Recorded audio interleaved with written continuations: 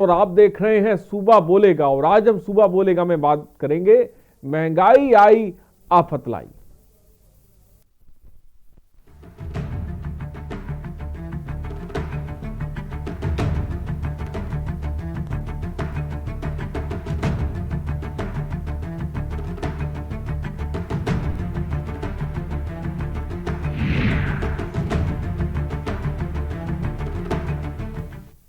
तो बजट 2021-22 आने के बाद जहां आम जनता थोड़ी राहत की उम्मीद कर रही थी, वहीं बढ़ती महंगाई ने लोगों की हालत खराब कर दी है।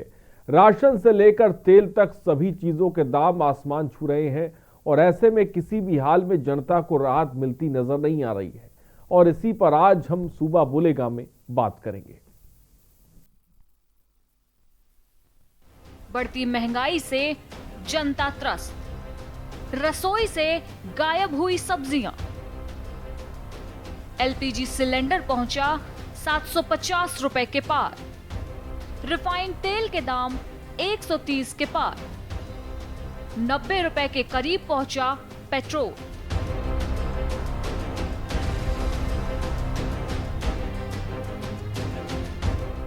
पिछले साल हुए लॉकडाउन की वजह से बेरोजगारी बढ़ी और अर्थव्यवस्था पर भी गहरी चोट पहुंची, जिसकी वजह से अभी भी लोग इस समस्या से जूझ रहे हैं। वहीं दूसरी ओर महंगाई भी रुकने का नाम नहीं ले रही है। महंगाई ने हर घर की रसोई का बजट बिगाड़ दिया है। दाल, तेल, दूध, गैस जैसी सभी जरूरी चीजों की कीमतों में 20 से 40% तक का इजाफा हो गया है, जिससे आम जनता के होश फाख्ता हो चुके हैं। रसोई गैस के लिए पिछले साल की तुलना में लोगों को प्रति सिलेंडर 150 से 200 रुपए ज्यादा चुकाने पड़ रहे हैं। पिछले साल जहां उपभोक्ताओं को सब्सिडी के बाद एक एलपीजी सिलेंडर के लिए 577 से 580 रुपए देने पड़ते थे, वहीं अब 740 रुपए देने पड़ रहे हैं और बिना सब्सिडी वाले सिलेंडर के लिए उपभोक्ताओं को 780 रुपए देने पड़ रहे हैं। वहीं बात अगर तेल की करें तो पिछले साल की तुलना में इस साल तेल की कीमतों में 15 से 30% तक का इजाफा हुआ है। सरसों के तेल की कीमत में 28 से 30% तक और रिफाइंड तेल में 15% तक की बढ़ोतरी हुई है। वहीं पेट्रोल डीजल की कीमतों में अचानक आए उछाल के बाद अब पेट्रोल के दाम 90 रुपए के करीब पहुंच गए हैं और डीजल भी 80 रुपए के पार जा चुका है। चीजों की बढ़ी कीमतों का असर सीधे लोगों की जेबों पर पड़ रहा है। बाजार की माने तो परिवहन शुल्क बढ़ने की वजह से कीमतें सबसे ज्यादा प्रभावित हुई हैं। तो जब तक डीजल पेट्रोल के दाम में कमी नहीं होगी, तब तक खाद्य सामग्री के दाम में भी कमी नहीं देखी जाएगी। और अगर ऐसे में महंगाई बढ़ती रही तो आम जनता किस प्रकार अपना बजट संभाल पाएगी? वहीं आखिर कब सरकार इस महंगाई को कम करने की दिशा में काम करेगी और आखिर जनता को महंगाई से छुटकारा कब तक मिल पाता है? स्पेशल डेस्क, के न्यूज इंडिया। तो महंगाई से कैसे निजात मिलेगी, ये अपने आप में बड़ा सवाल है, लेकिन लोगों की जेबों पर महंगाई ने डाका डाला है। जिस तरह ग्राफिक्स के जरिए भी हमने आपको दिखाया, जो बात पेट्रोल डीजल की करें या फिर घर की रसोई गैस के दाम, हर जगह पर इजाफा हुआ है। और आपको पता है कि कोरोना काल बीता है, जिसमें बहुत बड़ी तादाद में लोग बेरोजगार हुए, लोगों के पास रोजगार नहीं है। उस दिशा में इस तरह की महंगाई कितना असर डाल रही जमीनी स्तर पर, इसी पर आज हम बात करेंगे। और मैं चाहूँगा कि इस कार्यक्रम में सूबा बोलेगा में जब हम आपसे जुड़ा मुद्दा उठाते हैं तो आप भी बड़े तादाद में कॉल करिए, कितना असर आप महसूस कर रहे हैं। मैं चाहूँगा कि आप इस कार्यक्रम में बताएं, अपनी बात को रखें। नंबर्स लगातार फ्लैश हो रहे हैं, आप कॉल कर सकते हैं, सीधे हमारे साथ जुड़ रहे हैं। हमारे साथ कुछ गेस्ट भी जुड़ रहे हैं, उनसे आपका तारुफ करा दें। नागेंद्र सिंह राठौर, बीजेपी विधायक, इस वक्त हमारे साथ जुड़ रहे हैं। नागेंद्र सिंह जी, बहुत बहुत स्वागत है। सैफ खान, कांग्रेस प्रवक्ता, इस वक्त हमारे साथ जुड़ गए हैं। नरेंद्र सिंह, समाजवादी पार्टी नेता, इस वक्त हमारे साथ जुड़ गए, आपका बहुत बहुत स्वागत है। और सैयद जरीन, सामाजिक कार्यकर्ता है, वो भी इस वक्त हमारे साथ जुड़ गई हैं। सबसे पहले तो आप सबों का बहुत बहुत स्वागत है। और नंबर्स लगातार फ्लैश हो रहे हैं, आप कॉल कर सकते हैं, आप भी इस डिबेट में हमारे साथ जुड़ सकते हैं, अपनी बात को रख सकते हैं। और क्योंकि सरकार के नुमाइंदे ही बैठे हैं तो आप उनसे भी महंगाई को लेकर सवाल पूछ सकते हैं। इसीलिए ये सूबा बोलेगा का कार्यक्रम बाकी तमाम कार्यक्रमों से अलग होता है, क्योंकि इसमें हम आपकी राय लेते हैं, आपका नज़रिया भी लेते हैं। तो सबसे पहले सीधे चलते हैं नागेंद्र सिंह राठौर के पास। नागेंद्र सिंह जी, मेरी आवाज़ आप तक पहुंच रही है? पहुंच रही है सर, क्या कहेंगे इस महंगाई को लेकर? आम आदमी की तो बिल्कुल ऐसा लग रहा है कि कमर टूट गई है। कोरोना काल से हम निकले, लोगों के पास रोजगार नहीं है, रोजगार के लिए परेशान है, और पेट्रोल और डीजल के दाम आसमान छू रहे हैं। यहाँ तक रसोई गैस भी इससे छूती नहीं है। भाई साहब, आप दोनों बातें कह रहे हैं, जरा पहले आप अपनी बात को देखिए कि वैश्विक महामारी कोरोना में पूरे विश्व की अर्थव्यवस्था को तहस नहस कर दिया है। ये आप मानते हैं, ये सब मानते हैं। और नहीं तो सर, वैश्विक महामारी से पहले क्या पेट्रोल के दाम क्या 30 रुपए लीटर या 50 रुपए लीटर थे क्या? तो आप पहले बोले पूरी बात होने दीजिए। नहीं, आपने कहा, हम ही ने बोल दिया तो हमने कहा चलिए ठीक है, अपनी बात को पूरा करें। आप तमाम बातें महंगाई को लेकर के आपने कई बिंदु गिनाए। मैं आपसे ये कहना चाहता हूँ, इतना बड़ा हमारा देश है जनसंख्या के आधार पर, और इस कोरोना जैसी महामारी में हमारे केंद्र सरकार मोदी जी के नेतृत्व में जिस तरीके से इसमें काबू पाया गया और जितनी क्षमता के साथ इसमें कंट्रोल करने के बाद वैक्सीन जहाँ दुनिया में उपलब्धता कम से कम है, हमने वहाँ मैक्सिमम उपलब्ध कराने का काम किया है। इन सारी बातों के लॉकडाउन होने के बावजूद, कोरोना की महामारी होने के बावजूद, हमने देश को, ग्रामीण विकास को, किसानों के हित को और नए उद्योगों का जो ध्यान दिया है, उससे जो आम आर्थिक संपन्नता आएगी, इस विषय पर आप कोई उल्लेख नहीं करना चाहते हैं। एक उदाहरण देना चाहता हूँ, जब लॉकडाउन चल रहा था, गरीबों के पास, मजदूरों के पास भोजन की व्यवस्था नहीं थी। केंद्र सरकार ने फ्री में हर गरीब को भोजन मुहैया कराया। इस तरीके की तमाम कल्याणकारी योजनाओं का जो क्रियान्वयन हुआ, लोगों के जिनके रोजगार चले गए थे, उनके खाते में 500 रुपए भेज करके और उनके परिवार को भरण पोषण की व्यवस्था की गई। इसका आप कोविड काल में उल्लेख नहीं कर रहे हैं। हर साल महंगाई बढ़ी है, महंगाई। नागेंद्र सिंह जी, हमने वो भी दिखाया, लेकिन हमने वो भी दिखाया है कि जब बड़ी तादाद में इस कोरोना काल में हाईवे पर लोग पैदल चल रहे थे, उनके तलवों में छाले निकल रहे थे, वो भी हमने दिखाया था, जब तमाम सरकारें सो भी रही थी, बाद में जागी थी। लेकिन उत्तर प्रदेश की योगी जी की सरकार जाग रही थी। हमने का काम किया, हमने दिल्ली से तमाम गाड़ियां लगा करके और इस प्रदेश में जहां का भी जो मजदूर था उसको भेजने का काम किया। अरे सर, आपने भी कहा था ना पेट्रोल और डीजल के दाम कम हो जाएंगे, तो ये 90-100 कहां चले जा रहे हैं? आपने तो ये भी कहा था। अरे कोविड काल का अभी 1 साल पूरा नहीं हुआ श्रीमान। तो सर, कोविड के ऊपर कब तक फोड़ेंगे आप ठीकरा? अरे आपकी सरकार तो अक्षम थी पहले से ही। कोविड जब मार्च में आया है इस पूरे देश में, उसके पहले से ही आप इस देश के डिपार्टमेंटों को बेचने लगे थे, क्योंकि आपके पास पैसा ही नहीं रह गया था कोष में। आपने सारा पैसा अपने दोस्तों को कमवा दिया, अंबानी अडानियों को। सुनिए, और जो आप कह रहे हैं कि आपने भोजन उपलब्ध कराया, तो जो समाज सेवा करने वाली प्राइवेट संस्थाएं थी, उन लोगों ने भोजन उपलब्ध कराया है ज्यादा से ज्यादा। और सबसे पहले आप प्रधानमंत्री रिलीफ फंड का हिसाब दीजिए, जो सीधे सीधे प्रधानमंत्री जी डकार गए हैं। प्रधानमंत्री रिलीफ फंड जो आपदा में इसलिए बनाया जाता है कि आम जनता को मास्क फ्री मिले, सैनिटाइजर लगाए जाए, हर जगह सामाजिक जगह पे कहीं पे भी आपदा के कोई भी संसाधन फ्री उपलब्ध नहीं हुए, और पूरा रिलीफ फंड मोदी जी खा गए। रिलीफ फंड का कोई हिसाब नहीं है। वो नारा कहां गया जो आप कहते थे? मैं आऊंगा।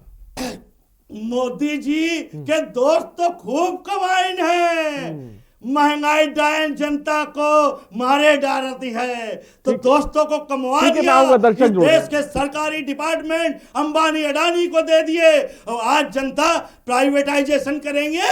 प्राइवेटाइजेशन से जनता को जो आटा अभी जिस रेट पे नरेश मिल रहा जी है मैं आऊंगा, मैं ऐसे बात आगे नहीं बढ़ पाएगी। आप ठीक है, झूठ ठीक की है, पार्टी, ठीक है, मैं देखिए झूठ का ज्यादा नहीं पुलिंदा चलाता हूं, भारतीय जनता मैं पार्टी ज्यादा को नहीं बोल सब पाऊंगा। समझ चुका है। ठीक है, रोजगार, ठीक। महंगाई कहां से कहां आ गई। हर्षित इस बीच एक दर्शक हमारे साथ है, मैं रोकना चाहूंगा, मैं रोकना चाहूंगा। अच्छे दिन आने वाले हर्षित अपनी बात को रखें। कहां कौन ठीक सा है। 6 साल में एक अच्छा दिन आया। ठीक है, पूछेंगे, अच्छे दिन को लेके पूछेंगे। ठीक है, झूठ बोल ठीक है, रहे हैं ठीक भाजपा के लोग। ठीक है, ठीक है।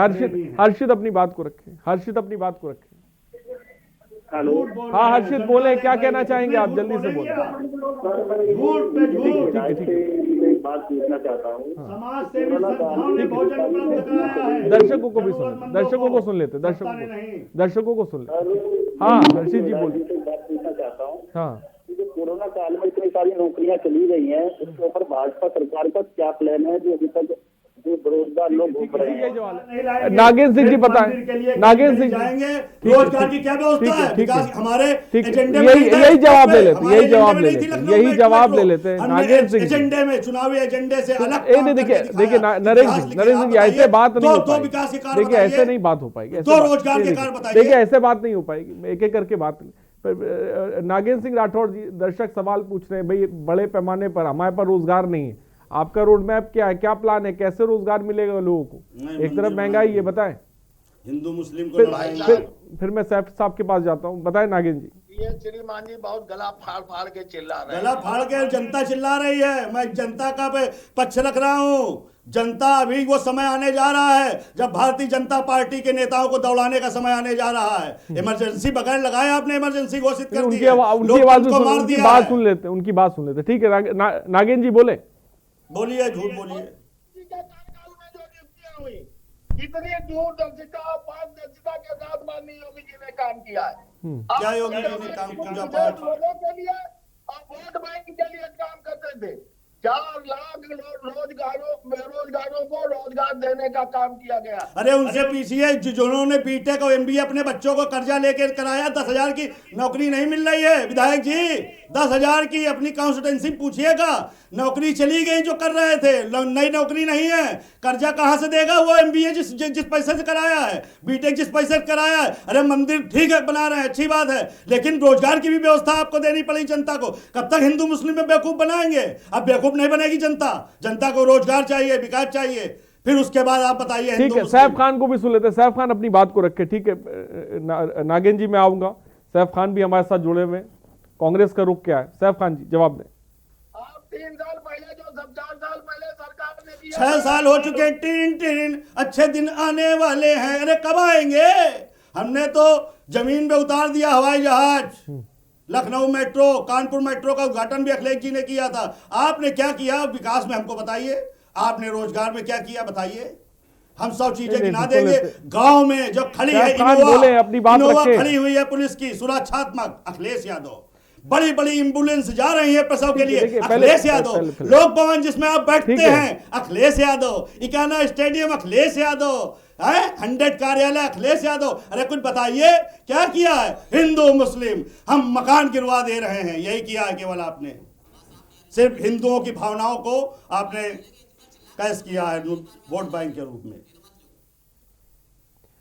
तो खबर इस वक्त ठीक है, सैफ खान अपनी बात को रखें। प्रत्येक जनपद में और किसान को दिन में और गांव को रात में बत्ती देने का काम किया है। ये अब अखिलेश की सरकार में क्या होता था, किसान पानी लगाने जाता था, उसका रात में अपहरण हो जाता था और समाजवादी पार्टी के नेता लोग उसकी फिरौती कराते थे। ये होता था। योगी जी की सरकार में गुंडे या तो गुंडे छोड़ गए या जो जेलों में बंद है बाहर चले गए, उत्तर प्रदेश में नहीं आना चाहते। ये योगी जी का अखलाक है। आप किस बात की बात करेंगे? और ठीक है देखिए पहले ठीक है मैं आऊंगा। देखिए आप सैफ खान की बात सुन लेते हैं। सैफ खान जी भी हमारे साथ जुड़े हुए हैं। सैफ खान जी बोले, आप बोले। ये बात करना चाहता हूं कि साहब 16 मिनट बाद या 17 मिनट बाद अगर आप मेरे वो ले रहे हैं तो मुझे फिर ज्वाइन भी 17 मिनट बाद ही करवा देते तो अच्छा रहता। मैं यहाँ बैठ के जो है ये मुर्गी जो सब्जी मंडी में जैसी लड़ाइयाँ हो रही हैं वैसी बात नहीं करते। यहाँ विधायक जी जो हैं वो बैठे हुए गुटखा खाते हुए बात कर रहे हैं, है ना। सोने की बहुत सारी रिंगे पहन के जो है वो जो है महंगाई के ऊपर आवाज जो उठाई जा रही है, हाँ आवाज तेज होना सब्जी मंडी नहीं हो जाता है। तो थोड़ा सा जो है आप जो है अपने लफ्जों में थोड़ा सा ब्रेक लगाइए। सब्जी बहुत महंगी है उसकी बात करिए। बात कर रहे थे, सुनिए सुनिए ना सब्जी बहुत महंगी उसकी बात करिए आप। अरे मुझे ये बताइए ना, योगी जी ने उत्तर प्रदेश में आते ही क्या बिजलियों का दर बढ़ाया नहीं बढ़ाया? अरे विधायक जी पहले गुटखा खा लीजिए, अरे पहले गुटखा खा लीजिए, अरे पहले गुटखा तो खा लीजिए, अरे गुटखा खा लीजिए पहले, उसके बाद जवाब दीजिएगा। सुन लीजिए विधायक जी, पहली बात तो जनता ने आपको जो है चुन के जो है बहुत बड़ी गलती की। आते ही आपकी सरकार ने जो है ना यहाँ बिजली के दर उत्तर प्रदेश में बढ़ा दिए। बढ़ाए या नहीं बढ़ाए विधायक? सुनिए बताइए ना, हाँ बढ़ाए नहीं बढ़ाए? क्या चुंगियों के रेट बढ़ाए या नहीं बढ़ाए? अब आते हैं केंद्र सरकार पर। सुनिए मुझे अपनी ये बातें जो है अपने घर पे जाके बच्चों को सुनाइएगा। मैं बताता हूँ आपने आते ही सुनिए आपकी सरकार ने जब केंद्र में आई है एक्साइज ड्यूटी 10% से 12.36% बढ़ा दी। सुनिए जानकारी ले लीजिए विधायक जी, जाके ये जुमलेबाजी अपने बच्चों को सुनाइएगा। दूसरी चीज सर्विस टैक्स 12.36% से बढ़ा के आपकी सरकार ने 15% कर दिया। प्लेटफॉर्म टिकट 2 रुपए के जो थे उसे बढ़ा के 20 रुपए कर दिया।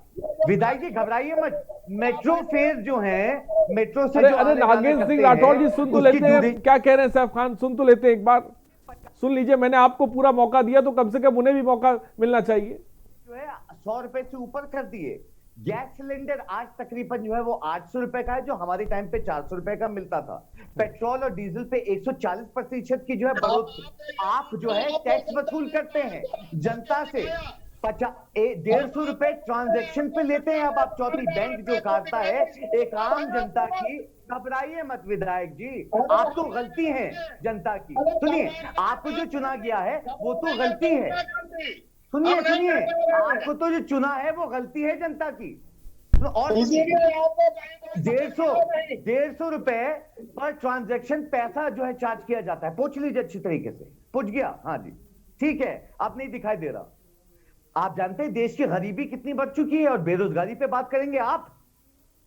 Centre for monitoring Indian economy ने अभी पिछले महीने आंकड़ा सामने लाके बताया है 40% आप कहेंगे कोरोना की वजह से हुआ है। सुनिए जब आपकी सरकार आई है ना, जो 3.6% लेबर ब्यूरो के लिहाज से हमारे टाइम पे बेरोजगारी थी वो बढ़ के 7.5% पे हुई, फिर 12.5% पे हुई, आज 40% बेरोजगार है हमारे देश में। आज 1 साल से ही हुआ है कोरोना। विधायक जी कुछ जानकारी लेके तो चैनल पे बैठा करिए और कुछ चैनल का सम्मान तो रखिए। गुटखा खाते सोने की जो है सब चीजें पहन के आप जो है प्राइस के ऊपर बात करेंगे, आप बात करेंगे या आपकी पार्टी बात करेगी? सुन लीजिए विधायक जी, आप तो गलती है। मैं फिर कहता हूं जनता से, आप तो गलती है जनता की और अब जनता जो है ये गलती सुधारेगी ऐसे विधायक को जितवा के। अच्छा मुझे बताइए, चलिए मुझे बताइए। ठीक है सैफ खान, मैं आऊंगा आपके पास। सैयद जरीन भी काफी देर से उनकी भी राय। सैयद जरीन इस महंगाई को लेकर आप क्या कहेंगे? ठीक है सैफ खान, ठीक। अंडों पे कितने प्रतिशत बढ़ा है? ठीक, विधायक अंडों की बताइए ना, अभी बात में करते हैं। कितने प्रतिशत बढ़ा? मैं बताता हूं आपको। नवंबर 26, 2020 टाइम्स ऑफ इंडिया ने आर्टिकल जो है छापा है, देख पढ़ लिया करिए विधायक जी। ऐसे नहीं होता है, आप तो गलती में तभी तो कहता हूं। ठीक है सैफ खान अंडों तक पहुंच गए। मैं आऊंगा सैफ खान साहब, आऊंगा आपके पास। सैयद जरीन भी काफी देर से पहुंची। सैयद जरीन क्या कहेंगे आप? जल्दी से बोले, मौका नहीं मिलेगा ना तो बोलिए। 20 से 40% की बढ़ोतरी इन सब चीजों पे हुई है। मैं फिर बोलता हूँ विधायक जी, आप तो उमेश एक दर्शक इस बीच हमारे साथ है, मैं आऊंगा। दर्शकों की भी राय लेना बहुत जरूरी है। उमेश जी अपनी बात को रखें। हाँ नमस्कार साहब। नमस्कार, बोले।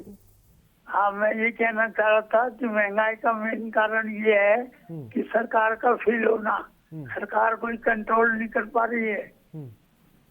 हाँ मैं ये कहना चाह रहा था कि सरकार का महंगाई पर कोई कंट्रोल नहीं रहा है।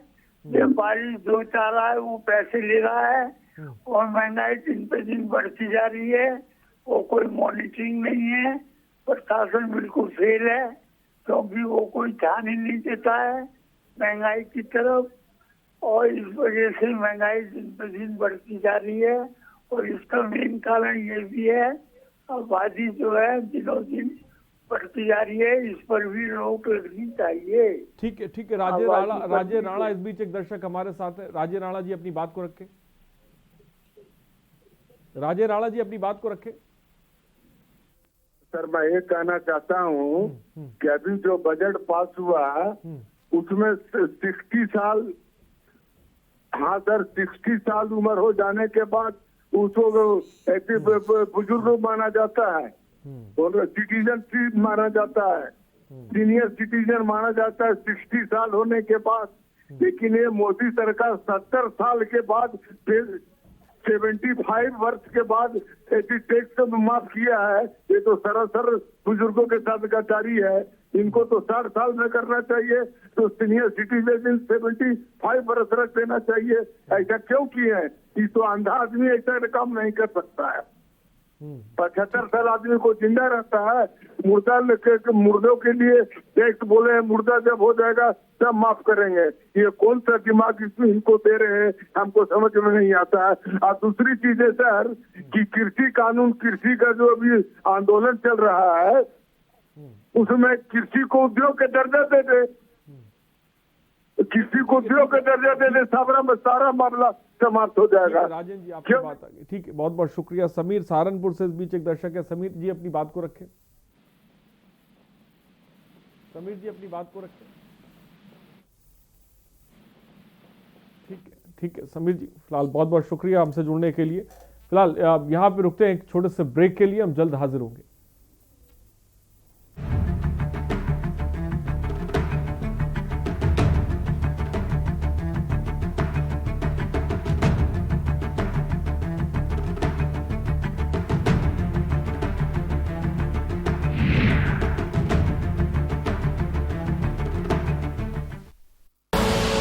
आप देख रहे हैं के न्यूज, खबरों का सारथी।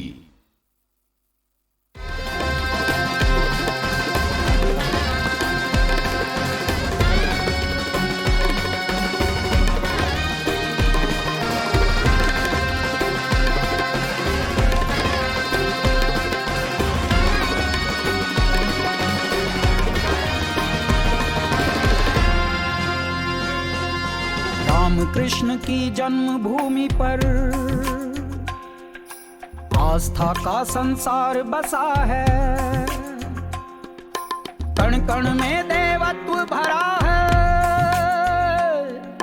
यहाँ दिलों में प्यार बसा है, महिलाओं का मान बढ़ा है, कृषकों का सम्मान बढ़ा है, परदेशी को घर में रोजी, माटी का अभिमान बढ़ा है। अब यूपी की बात ही अलग है, अब यूपी की बात ही अलग है, अब यूपी की बात ही अलग है।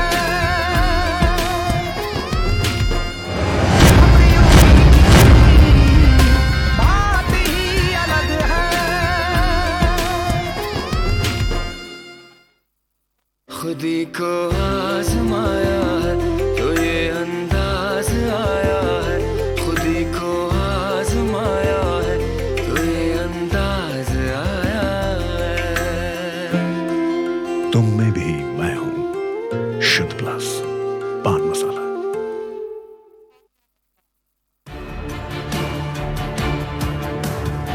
The Navy gives me confidence. The Navy gives me courage. The Navy gives me a career. The Navy gives you more. Indian Navy, an ocean of opportunities. आप देख रहे हैं के न्यूज, खबरों का सारथी।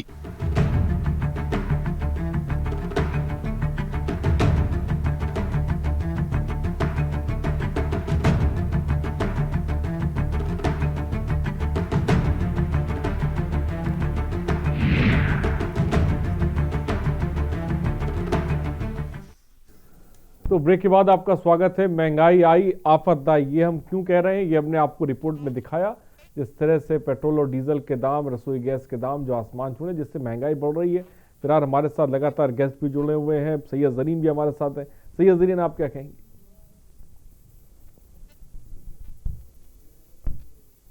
ठीक है सैयद जरीन, बोलिए। क्या मेरी आवाज आ रही है? सैयद जरीन, क्या मुझे सुन पा रही हैं आप?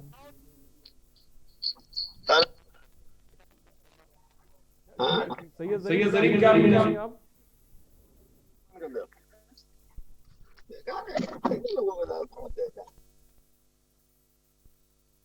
तो शायद सैयद जरीन तक मेरी आवाज नहीं पहुंच पा रही है। मैं चाहूंगा कि एक बार आवाज को देखा जाए। नागेंद्र सिंह जी, क्या मेरी आवाज आप तक पहुंच रही है?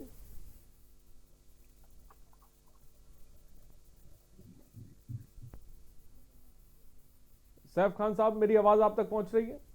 बिल्कुल पहुंच रही है। ठीक। सैयद जरीन, क्या मुझे सुन पा रही हैं आप?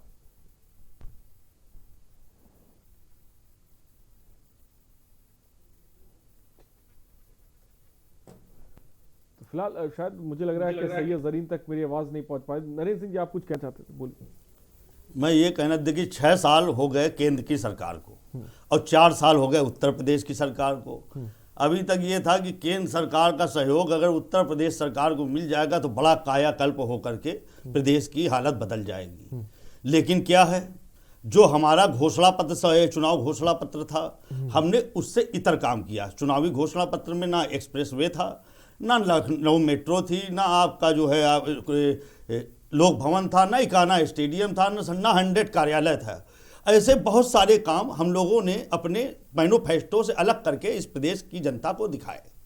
अब 4 साल इनकी पार्टी को हो गया, क्या इन्होंने अपना मैनिफेस्टो पूरा किया? नहीं पूरा किया। बल्कि जो नारा देकर के आए हैं कि टिरिन टिरिन महंगाई खाए जात है, सब मोदी के दोस्त उड़ाए जात हैं, ऐसा पूरा सारा पैसा सिर्फ अंबानी अडानी की जेब में जा रहा है। आज पूरा ठीकरा फोड़ा जा रहा है कि कोरोना आ गया।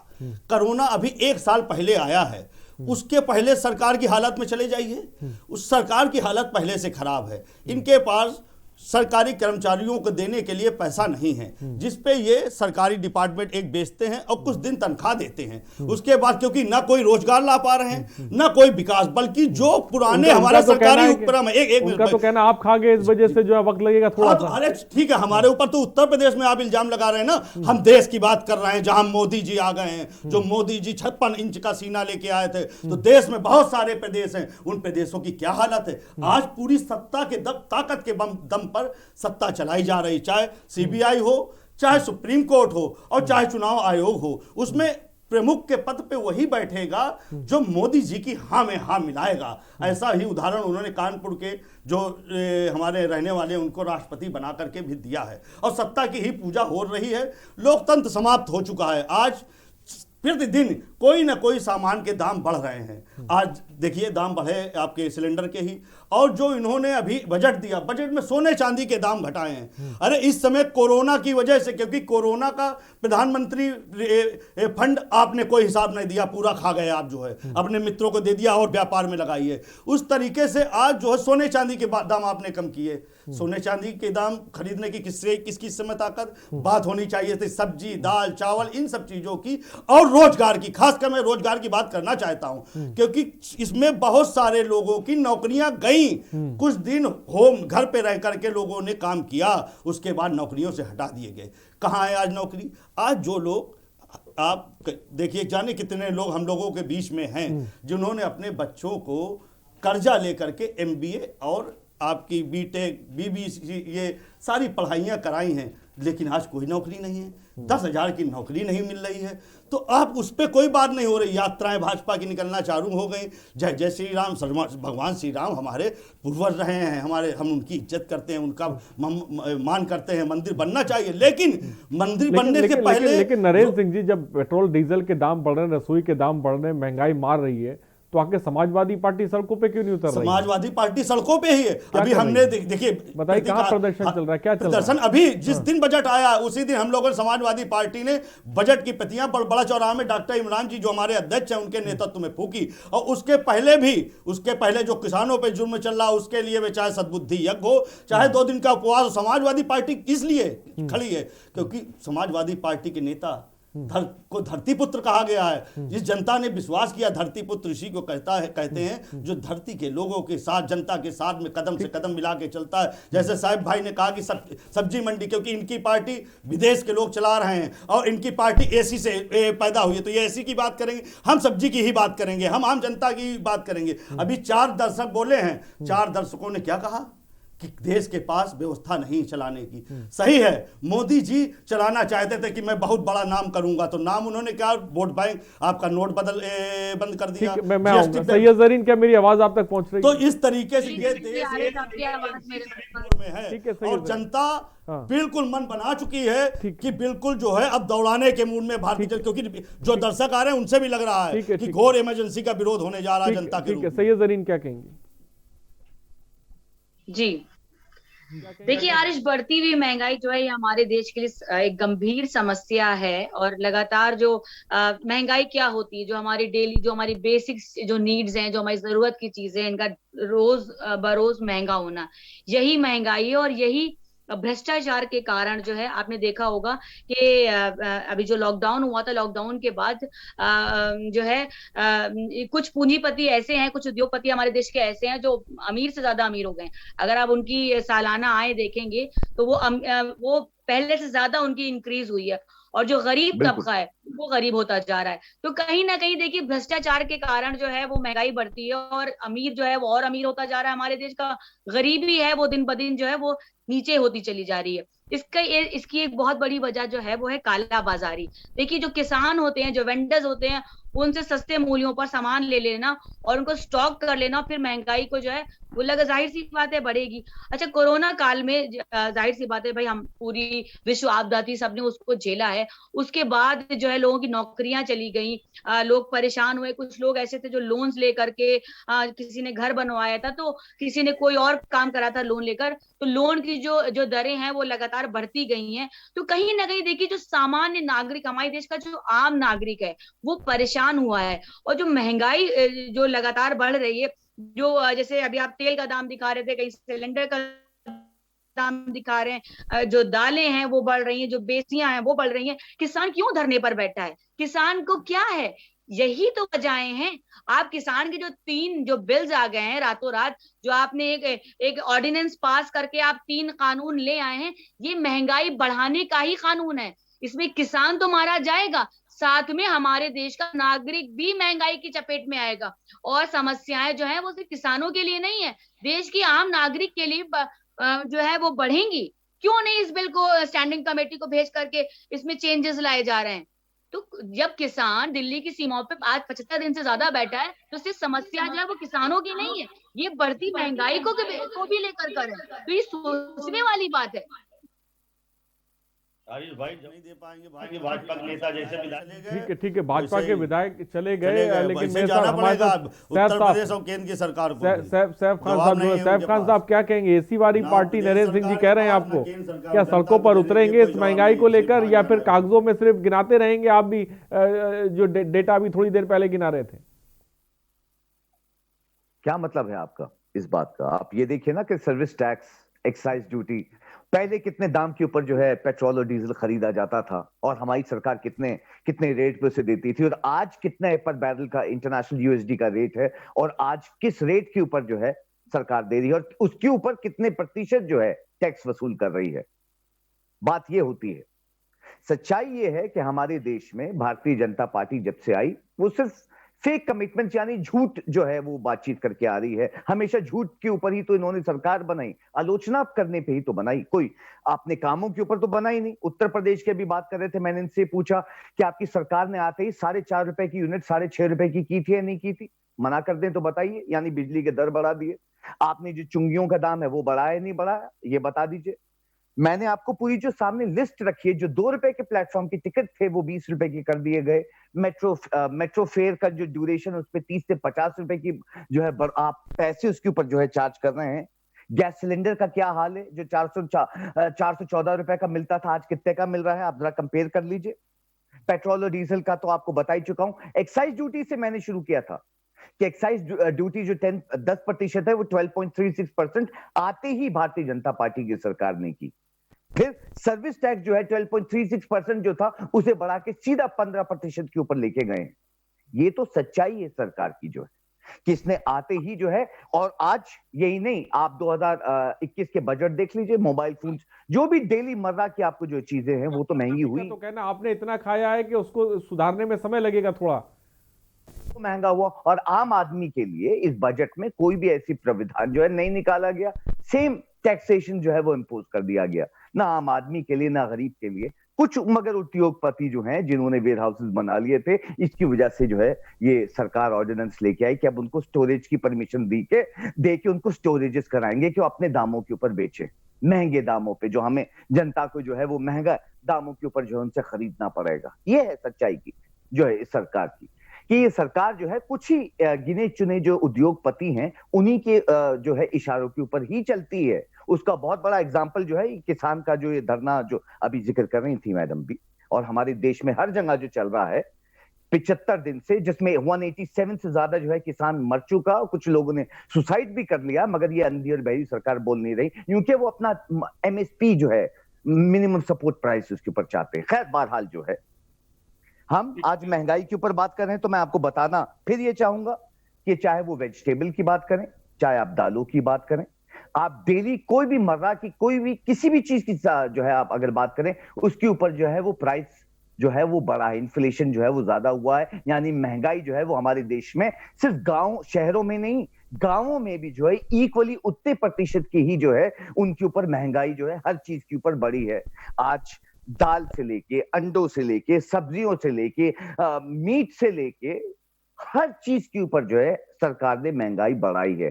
पेट्रोल डीजल तो एक एग्जांपल जो है, हर एक मेन कॉमन फैक्टर है जिसके ऊपर 140% ये सरकार, 140 से ज्यादा, कुछ स्टेट में तो 140% से ज्यादा जो है प्रतिशत की जो है टैक्स वसूल करती है। अगर इसको टैक्स कम किया जाता तो आज जो है कहां गए बाबा रामदेव, जो बैठ के जो है चैनलों में प्रोग्राम्स में जो है वो ये कहा करते थे कि इतने प्रतिशत जो है अगर वो चीज हो जाए, सरकार चेंज होगी तो इतना कम हो जाए। आज तो सब गायब है। वही बाबा रामदेव जो इस कोरोना काल में जो है उनकी एक कंपनी है जो 600 गुना ज्यादा जो है प्रॉफिट मार्जिन कर रही है। तो यानी ये वो उनके जो बैठाए हुए ढोंगी थे। ठीक है, नरेंद्र सिंह जी क्या कहेंगे? मैं ये कहना चाहता हूं, और जो दर्शक सुन रहे हो मैं उनसे कहना चाहता हूं कि ये सरकार अब देखिए चला नहीं पा रही है देश को, तो ये इतने टैक्स ला रही है। टैक्स मैं अभी आपको बताने जा रहा हूं, तो आप समझिएगा इस प्रकार के टैक्स आएंगे तो आम जनता का क्या होगा। अभी एक नया टैक्स लेके आए हैं कि अब जो लोग शराब घर में पीते हैं उनको लाइसेंस लेना पड़ेगा। तो आप समझिए कि जब वो लाइसेंस जो नहीं लेगा तो उसके यहाँ पुलिस 6 बजे 7, 8, 10 लोग कहीं घर पे पार्टी कर रहे हैं और उन्होंने लाइसेंस नहीं लिया, तो आप समझिए कि पुलिस छापा मारेगी उनके यहाँ, उनको बेइज्जत करेगी। ऐसे कानून यही एक कानून नहीं है, ये आम जनता को सताने का एक कानून तो ये आ ही गया कि अब घर में पीने का भी, तो बार में जो भाई वहाँ अब उसका भी लाइसेंस लेना पड़ेगा। अभी योगी जी ने किया है इसमें। तो ऐसे बहुत सारे कानून और आने जा रहे हैं क्योंकि देश तो इनको चलाना ही है।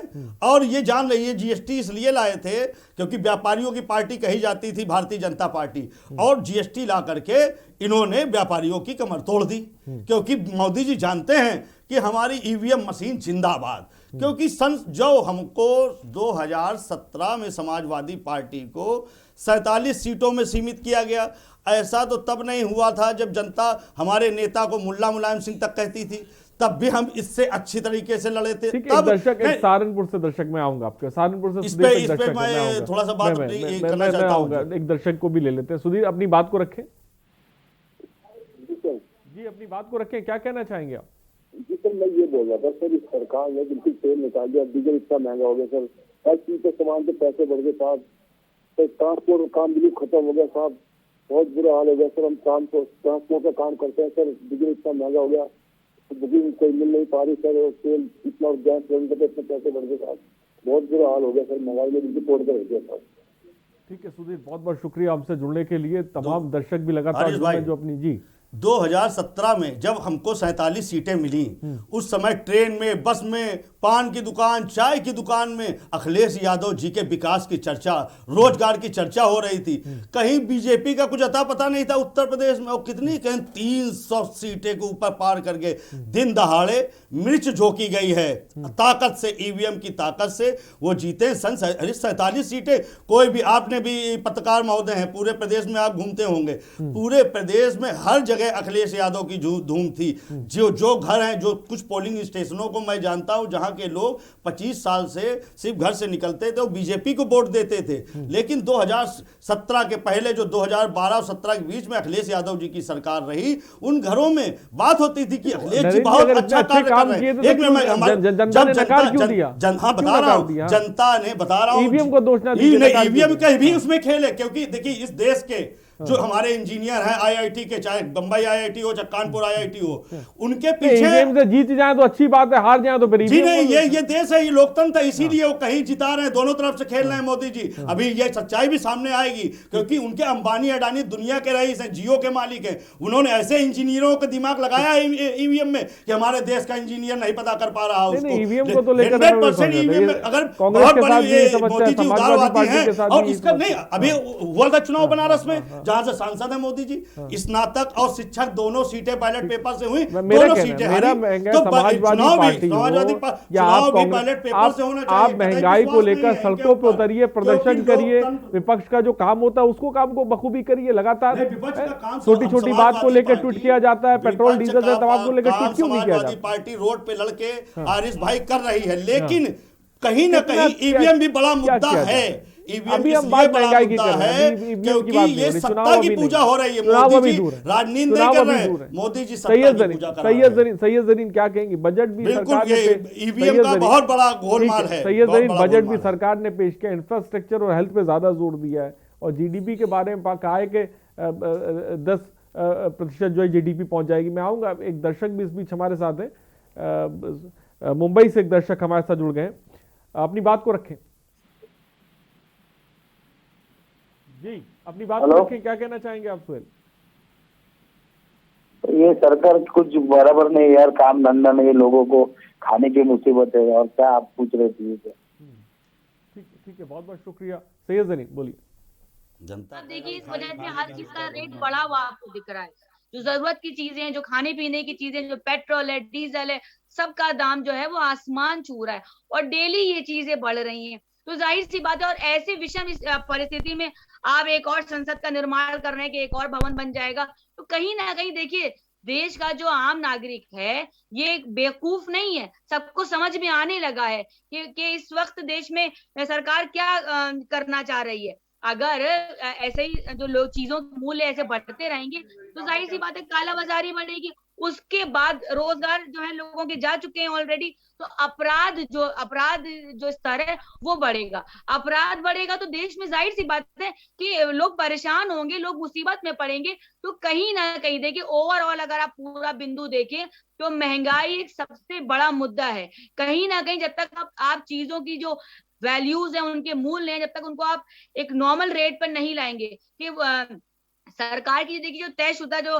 राशि होती है वो जरूरतमंदों और गरीबों को जो है उसके लिए होती है कि उनके काम आए, लेकिन कहीं ना कहीं वो भी काम नहीं आ रही है। तो दिक्कत में इस वक्त देखिए क्या है, दिक्कत में इस वक्त हिंदुस्तान का जो है, भारत का मिडिल क्लास है, दिक्कत में इस टाइम जो है देश का गरीब इंसान है, जो प्रवासी मजदूर थे, आपने खुद देखा हो किस मुश्किल से वो लोग, उनके काम बंद हो गए थे, वो किस तरह से नंगे पैर चल करके कैसे सड़कों के जरिए अपने अपने गांव में वापस आए थे। तो जाहिर सी बात है जब वापस वो जाएंगे, फिर वो वापस जाएंगे, फिर उन्होंने जाकर अपना बसाया होगा, अपना काम जमाया होगा। तो देखिए दिक्कत में इस वक्त जो है वो देश का एक एक इंसान है, चाहे वो मिडिल क्लास हो, चाहे वो गरीब हो, सब इस वक्त दिक्कत में है। तो कहीं ना कहीं जो ये बजट आया है इसने सबको जो है एक निराशा दी है, सब परेशान हुए हैं। और जो जरूरत की चीजें हैं इनकी जो सुरक्षा देंगे, 24 घंटे काम करें। अरे हाथरस में रात को जलवा दिया एक बेटी को, ये सरकार ने जलवा दिया, सिर्फ सीधे सीधे मुख्यमंत्री जी ने जलवा दिया। और आप बात कर रहे हैं कि प्रवीण जौनपुर से इस बीच मैं आऊंगा। प्रवीण अपनी बात को रखें, प्रवीण अपनी बात को रखें।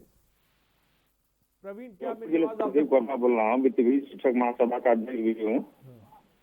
और मैं सर सपा सरकार से कहना था, माननीय अखिलेश यादव जी ने जो 1000 हम वित्तीय शिक्षकों को मानदेय रूपी धनराशि दी थी, क्या सरकार पुनः आने पे 2022 में हम वित्तीय शिक्षकों के लिए जो है कि मानदेय जो देने का वादा किए थे, क्या वो 10,000 तक दे सकते हैं?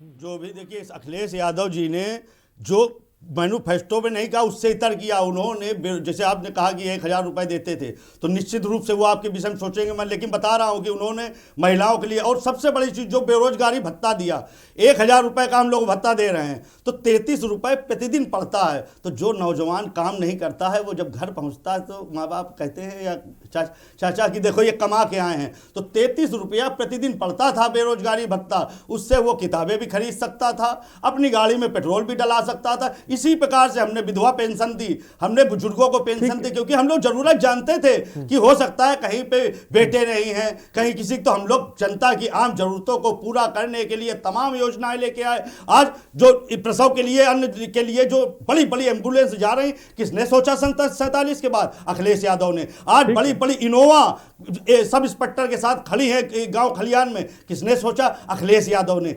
आज एक्सप्रेस वे में उतर रहा विमान, किसने सोचा? अखिलेश यादव ने। अरे अखिलेश यादव ने तो सन 47 के बाद विकास के इतिहास, बहुत अच्छी बातें बताई। जनता नहीं समझ रही तो क्या करें? प्रदेश और देश की कमान अब जनता नहीं समझ रही। सैफ खान साहब क्या कहेंगे? बजट भी आ गया, बजट में तो 10% की जीडीपी की बात की जा रही है, इसको लेकर क्या कहेंगे? देखिए, मैं ये आपके चैनल पे जो है ये बताना चाहता हूं कि जब से भारतीय जनता पार्टी 2014 में आई, तो हम जीडीपी ग्रोथ की तो बात ही छोड़ दीजिए, जो आज -23.9% चल रही है, जो हमारे टाइम पे 10.8% जीडीपी ग्रोथ 3 मरतबा छू चुका था। और आप हमारे टेन्योर पे जो है 2013 की अगर मैं बात करूं, तो फास्टेस्ट ग्रोइंग इकोनॉमी थी, यानी हम चाइना से ऊपर चल रहे थे, 4.8 ट्रिलियन। आज बहुत अफसोस की बात है कि हम अगर ये बात करते हैं कि कंपैरेटिवली कौन सी सरकार अच्छी है, तो हम जब देश में आए तो बेरोजगारी थी, हमने बेरोजगारी का भी अभी सुना जो आज 40% हो चुकी है। मगर बेरोजगारी जो है एकदम ही 40% नहीं पहुंची है, वो हर साल जो है बेरोजगारी जो है लगातार बढ़ती गई और आज 40% आ गई। 2017-2016 में बेरोजगारी जो है यानी इतनी परसेंट थी के तकरीबन 12% के करीब जो है बेरोजगार जो है और बढ़ चुके थे। 12% यानी हमारी 11 करोड़ जो पॉपुलेशन है यूथ की, वो घर के ऊपर बैठी थी, यानी 550 नौकरियां जो थी वो एक दिन की खराब हो रही थी। उस टाइम की बात कर रहा हूं। आज तो सवाल ही नहीं होता कोई भी आप जो है बात करने की। और जीडीपी ग्रोथ की जो ये 10% की बात कर रहे हैं, जाहिर सी बात है हर चीज में टैक्सेशन अगर ये हम पे इम्पोज करते हैं, कोई कॉमन को जो है कॉमन मैन या किसी गरीब को जो है कोई सहूलत नहीं देते हैं, और उस पे जो है टैक्सेस इंक्रीज करे जा रहे हैं, बिजली के दर जो है वो बढ़े जा रहे हैं, हर चीज के दर, बिजली, खाना, पानी, आप जो है सब्जियों से लेके अंडों से लेके हर चीज जो है वो महंगी हो रही है। तो आप अगर ये एक्सपेक्ट करते हैं, मैं आपको अगर इतनी महंगाई है, इतनी दिक्कतें हैं, आप भी जानते हैं, तो इसको लेकर कांग्रेस क्यों नहीं सड़कों पर आ रही, क्यों नहीं प्रदर्शन कर रही है? मैं मानता हूं किसान आंदोलन की तरफ जो आपका रुख है, वो दूसरी तरफ महंगाई पे क्यों नहीं दिखाई पड़ रहा वो एक्टिवपन? क्या किया महंगाई को लेकर अब तक बताएं? किस तरह से सड़कों पर उतरी है, या क्या कितना ट्वीट हो गया है इसको लेकर, या कितना सड़कों पर प्रदर्शन करने को बड़े नेताओं ने किया? सैफ खान साहब, आपने महंगाई की बात की डे फर्स्ट से, जिस दिन भारतीय जनता पार्टी का जीडीपी जो हम जब ने लगाम संभाली है, और जब से देश की जीडीपी ग्रोथ गिरी है, जब से अनएम्प्लॉयमेंट, तो चाहे वो आप पार्लियामेंट की बात करें, आप विधानसभाओं की बात करें, इंडियन नेशनल कांग्रेस ने पहले ही, आपको याद होगा मनमोहन सिंह जी ने यह भी कहा था कि इंप्लीमेंटेशन डिमोनेटाइजेशन का क्या होगा, 2% की जीडीपी ग्रोथ गिरेगी जो हमारे देश में से, और जो गिरी और जिस गिरने की वजह से बेरोजगारी बढ़ी और हमारे देश में जो है महंगाई बढ़ी। तो हम तो इंडियन नेशनल कांग्रेस तो वो पार्टी है जो हर चीज के लिए जो है पहले ही आवाज निकालती आ रही है। बनाइए ना इसको, आगे उसको लेकर सड़कों पे उतरिए, प्रदर्शन करिए। अगर महंगाई बढ़ रही है, आम आदमी कितनी ज्यादा फिक्र है, आपको है, समाजवादी पार्टी को, जैसा कि वो तमाम बातें किनारे, तो उसको लेकर आना चाहिए सड़कों पर। आपकी आवाज मुझे नहीं पहुंची, बताइए जरा वापस। कह रहा हूं कि महंगाई की बात आप कर रहे हैं, जब बढ़ गई है तो उसको लेकर सड़कों पर उतरना चाहिए ना, विपक्ष को प्रदर्शन करना चाहिए, कम से कम आम आदमी की आवाज, इसको मुद्दा बनाना चाहिए। लेकिन महंगाई मुद्दा क्यों नहीं बनता है? कब नहीं? हमारे देश में पार्लियामेंट में जो है हंगामा होता है, विधानसभा में हंगामा होता है, सड़कों पे होता है। बहुत बार ऐसा हुआ महंगाई के ऊपर जो है पूरी रैलीज नोएडा में निकाली गई। मैं आपको जो है अपनी तरफ से बताता हूं, हमारे कांग्रेस के नेताओं ने निकाली है महंगाई के ऊपर। क्या हुआ? आज तक किसी की सुनवाई हुई? हम डेली जो है इन्फ्लेशन, यानी हम डेली जो है महंगाई तो हर दर में देख रहे हैं।